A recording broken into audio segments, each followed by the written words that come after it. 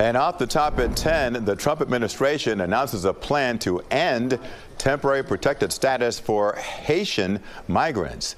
I'm Jim Barry. That news is raising concern in South Florida's Haitian community tonight. Local leaders, in fact, held a town hall in North Miami to inform residents about their options. CBS News Miami's Anna McAllister joins us live from the Little Haiti Cultural Complex with more details. Anna. Well, Jim, it was a packed town hall tonight. There were a lot of Haitians there wanting to learn about their rights. And one word that kept coming up all night long was fear. The Department of Homeland Security announced Thursday it would cancel TPS and its extensions for Haitians on August 3rd. In June, former President Joe Biden extended TPS for Haitians who arrived in the U.S. on or before June 3rd, 2024, with more than 520,000 Haitians eligible to register. But the Trump administration is putting an end to that. Let's face it, we're talking about deportation. A lot of fear. You want to send them back where? Haiti is in total disaster as we speak. You cannot get into Port-au-Prince from the north side, from the south side, anywhere. Miami leaders held a town hall Thursday night in North Miami, speaking to concerned Haitians about their legal options and to inform families, especially those who are concerned about ICE entering schools. I understand that there's fear and trepidation, but I want to provide assurances that the Miami-Dade County Public Schools, its school buildings and its classrooms are safe spaces for children, full stop. Local lawmakers tell us they're trying to push back on the president's decision. We're really trying to make the case right now that Haitians not only fit the criteria to be in the United States through TPS because Haiti is so unstable, but also there's going to be a huge economic impact that we really have to be conscious of. We tried to speak to those who fear of deportation, but were told they were too afraid to speak with us. Others told us some Haitians here in South Florida are so afraid they don't even want to leave their homes. They fear coming to church. They fear driving. They fear going anywhere. This morning, the Trump administration is cutting back on deportation protections for Haitian migrants. Now, the Department of Homeland Security says the change affects thousands of Haitians living in the United States under what's known as temporary protected status. That status gives people legal authority to be in the country, but doesn't provide a long-term path to citizenship. The decision means that migrants with protected status could lose their work permits and could be eligible for deportation by August. Yeah, Matt, and I spoke with a Haitian man who is trying to plead with the president to reconsider. Now, local advocacy groups estimate about 15,000 or so are living here, Haitian migrants with temporary protective status living here in the state, and about, some of them have lived here for more than a decade. Now, the Trump administration here believes that same program is a magnet for illegal immigration. I consider this decision very inhuman, unjust, as well as cruel and also racist. Boston pastor Dufort Florissant is fielding a barrage of calls and messages from the local Haitian community after the program shielding them from deportation now has an end date. Really broke my heart. The Department of Homeland Security on Thursday rolled back the Biden administration's extension of temporary protective status for more than 500,000 Haitians in the U.S., now set to expire in August.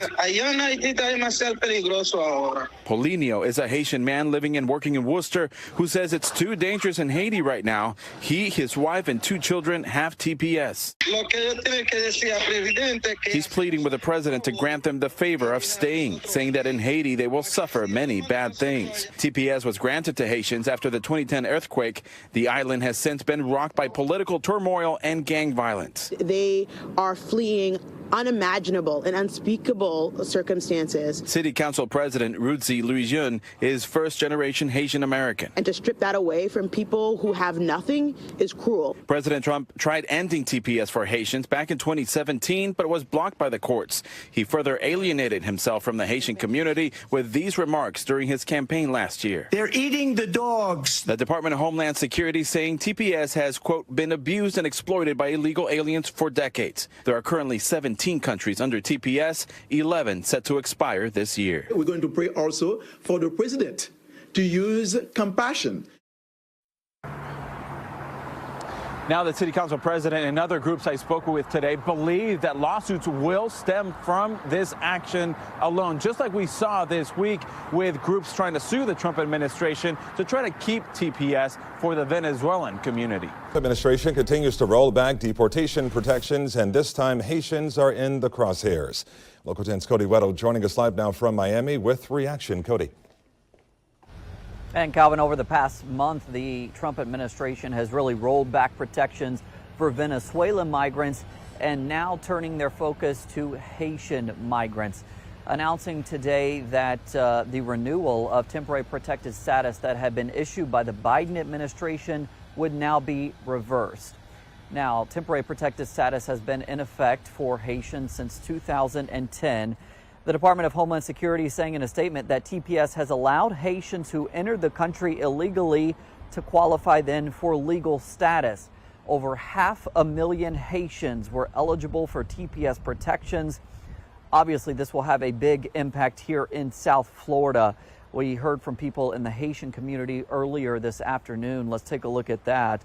We heard from the Family Action Network. That's a group that advocates for migrant rights. And we also heard from other elected officials. They were denouncing this decision by the Trump administration. Take a listen.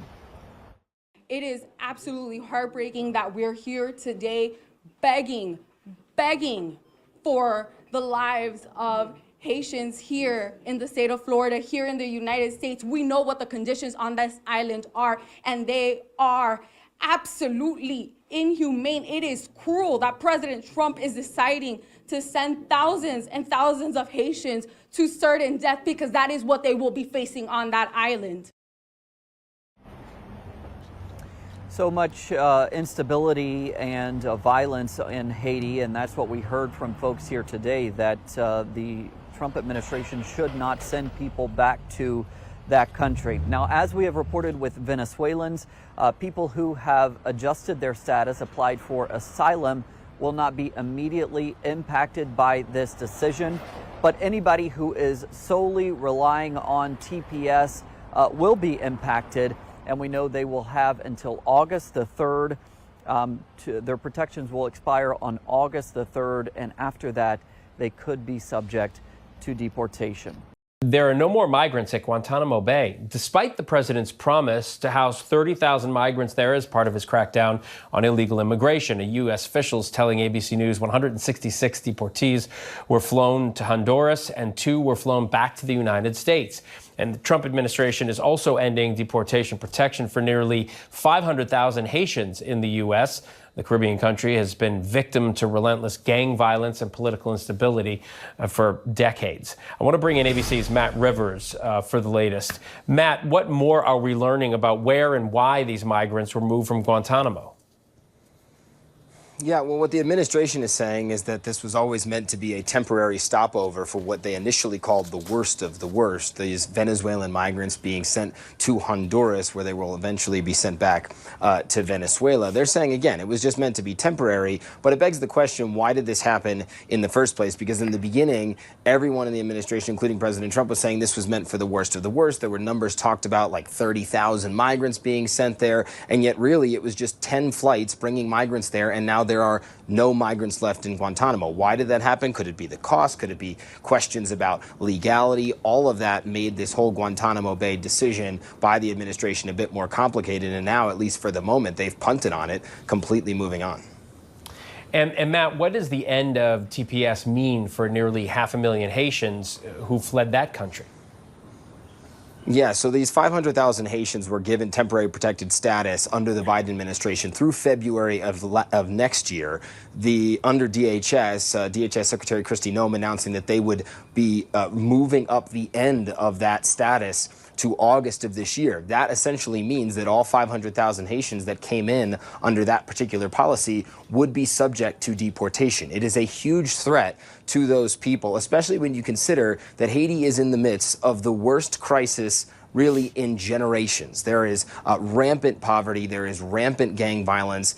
There was some 6,000 people roughly killed last year from gang violence alone. The international airport is closed. Food security is is really difficult to attain at this point. Half the country's population struggles to feed itself already every day. There's already 1 million people internally displaced within Haiti, and now you're talking about adding tens of thousands of more people to that mix, to a country that simply cannot house them, cannot keep them safe, cannot feed them. It would be adding insult to injury to this country, and yet that is what the Trump administration says they want to do. Without TPS, more than 500,000 Haitians would be at risk of deportation.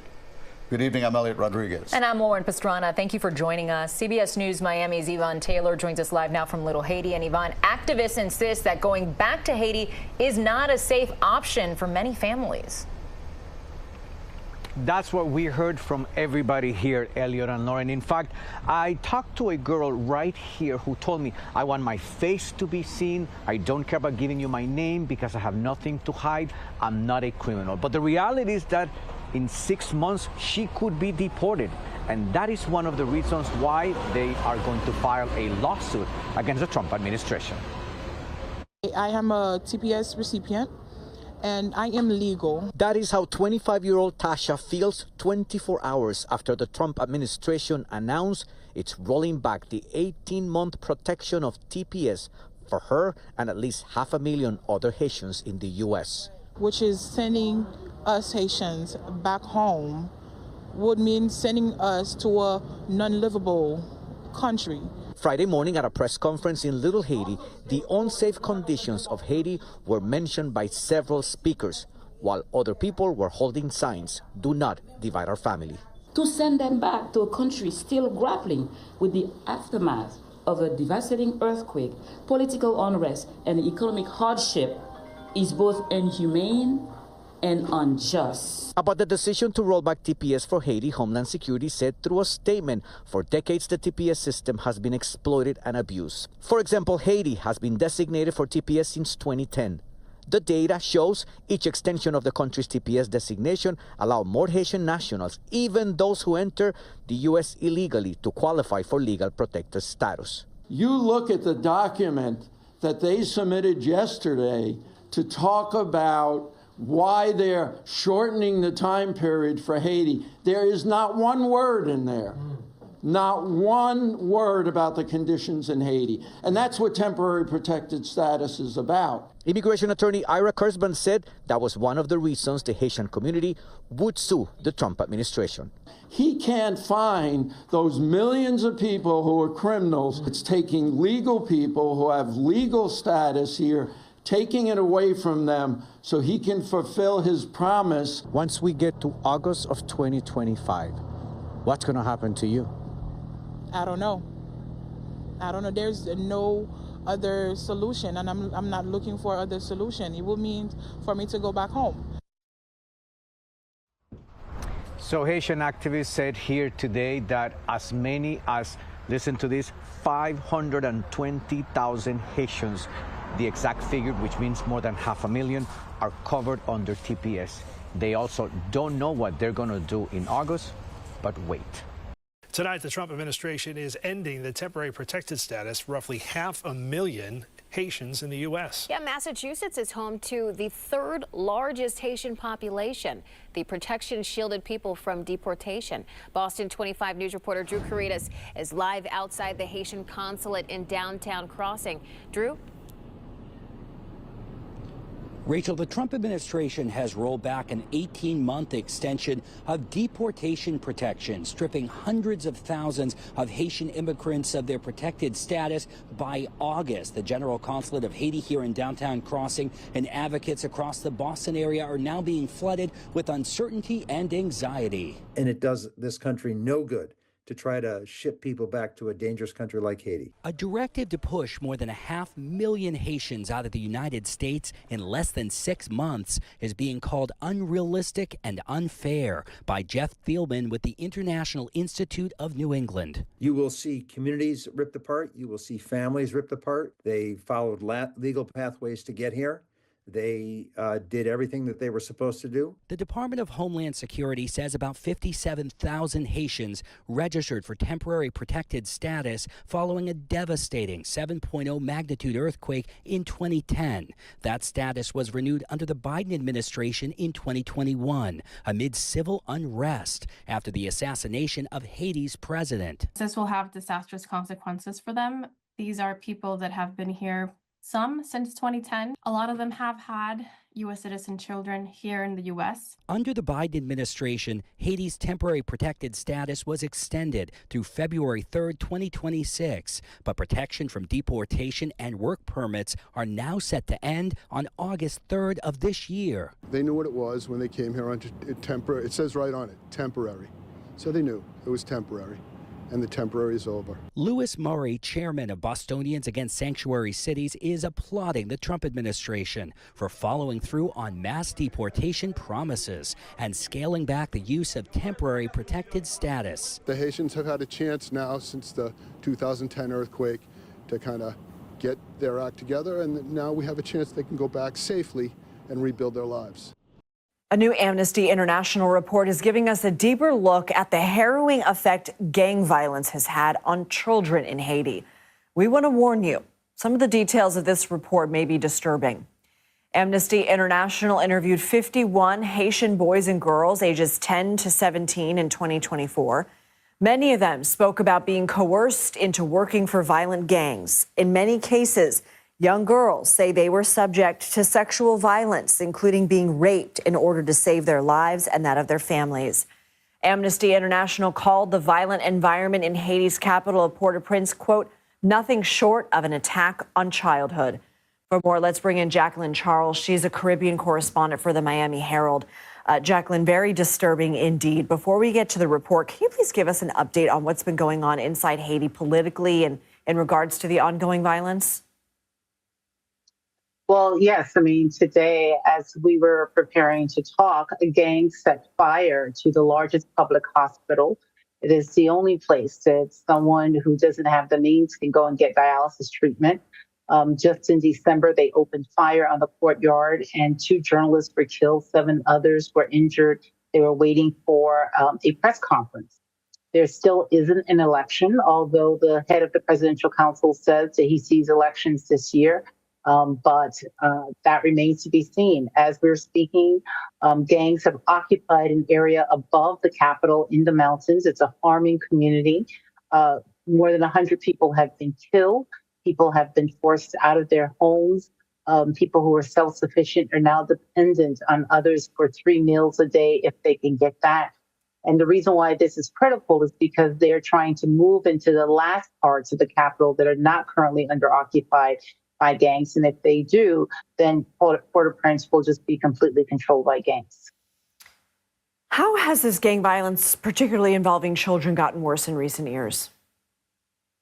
I have to tell you, I was in Haiti around the same time that Amnesty was there and was doing this reporting, and it has gotten worse. You have children who have been forced to flee with their parents. They can't go to school. In many cases, when the gangs do move into these communities, they are raping, and oftentimes it's a gang rape situation.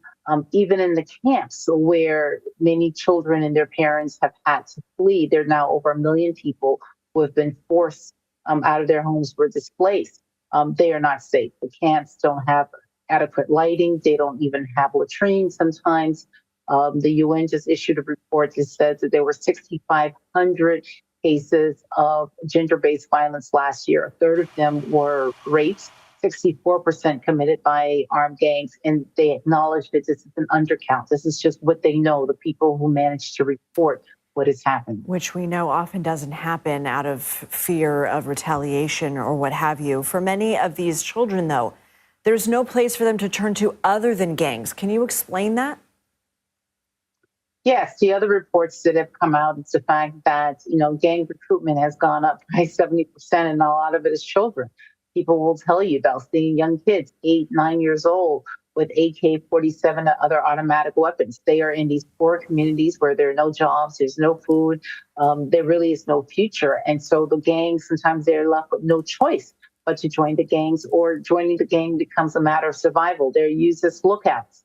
And today we're seeing the cuts in U.S. aid and other funding.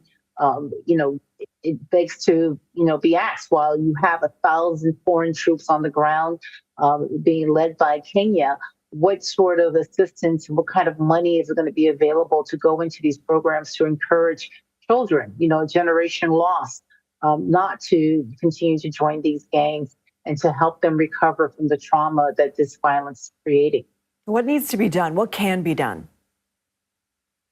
Well, I think it has to be a multi-pronged situation. While you're focusing on how do you return security, how do you take some of these communities out of the clutches of gangs, you have to figure out a way on how to make it safe for children to say no. You have to give them opportunities. And that is not something that we've yet seen.